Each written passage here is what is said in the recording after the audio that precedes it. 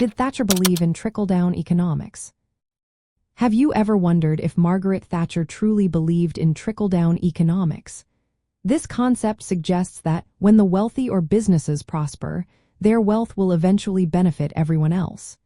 It is often linked to free market policies, lower taxes, and less government intervention. So, how does this relate to Thatcher and her policies? Margaret Thatcher was a conservative leader with strong libertarian beliefs.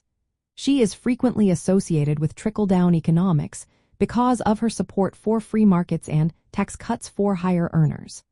During her time as Prime Minister, her government implemented policies that reduced income taxes for the wealthy. She prioritized market-driven solutions over state intervention, which aligns with libertarian ideals.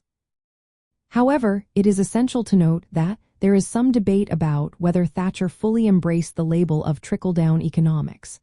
While her policies often resulted in increased wealth for those at the top, she expressed skepticism about the idea that tax cuts alone would benefit everyone. Thatcher believed that tax cuts should be accompanied by reductions in government spending. This reflects a more cautious libertarian perspective, focused on fiscal responsibility rather than merely redistributing wealth.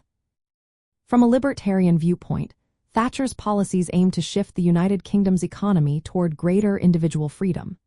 Her reforms included privatizing state-owned industries, reducing the power of trade unions, and cutting taxes. These changes were intended to break the cycle of economic stagnation and encourage entrepreneurship. The goal was to create a more dynamic economy where individuals could keep more of their earnings and make their own economic choices. In practice, Thatcher's policies did lead to increased inequality and the decline of traditional industries in some regions.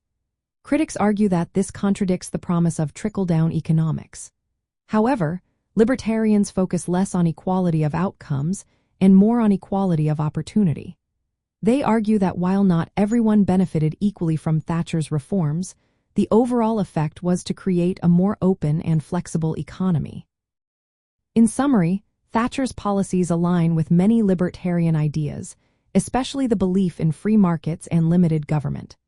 While she is often linked to trickle-down economics, her approach was more nuanced. She emphasized fiscal discipline and individual effort. Libertarians would likely view her reforms as a positive step toward economic freedom, even if the results were uneven across society.